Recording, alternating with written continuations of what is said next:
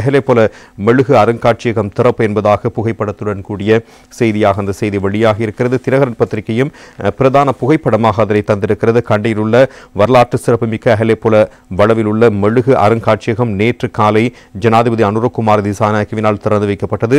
புதுப்பிக்கப்பட்ட எஹலேபொல வளவின் தொல்பொருள் மற்றும் கலாசார விழுமியங்களை பாதுகாப்பதற்காக நகர அபிவிருத்தி அதிகார சபையால் இந்த அருங்காட்சியகம் நிர்மாணிக்கப்பட்டிருப்பதான தகவல் அதன் மூலம் வெளிப்படுத்தப்பட்டிருப்பதை நாங்கள் காணலாம். ஏனைய பத்திரிகைகளும் அது குறித்த தகவல்களுக்கு முக்கியத்துவம் வழங்கியிருக்கின்றன. தமிழன் பத்திரிகையும் உட்பக்கத்தில் அந்த செய்தினை தந்திருக்கிறது. கண்டியில் உள்ள வரலாற்று சிறப்புமிக்க எஹலேபொல வளவில் உள்ள மெழுகு அருங்காட்சியகம் நேற்று காலை ஜனாதிபதி அனுரகுமார் திசாநாயக்கவினால் திறந்து வைக்கப்பட்டிருக்கிறது.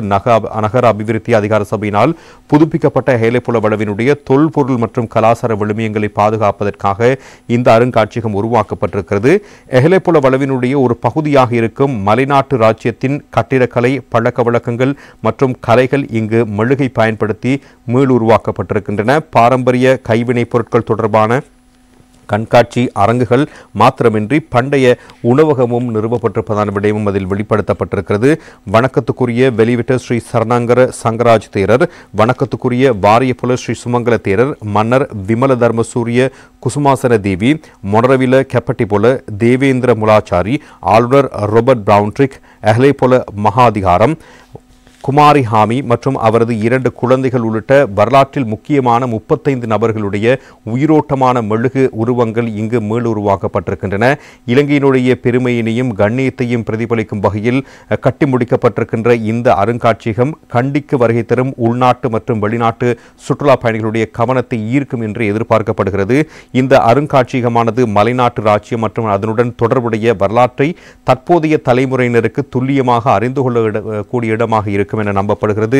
கம்பளையில் வசிக்கும் அத்துல ஹேரத் இந்த சிற்பங்களை உருவாக்கியுள்ளதோடு ஸ்ரீ தலதா மாளிகையினுடைய எஹலேபொல வளவு அருங்காட்சியக விசேட திட்டத்தின் கீழ் இந்த திட்டத்துக்காக 300 மில்லியன் ரூபாய் செலவிடப்பட்டிருக்கிறது.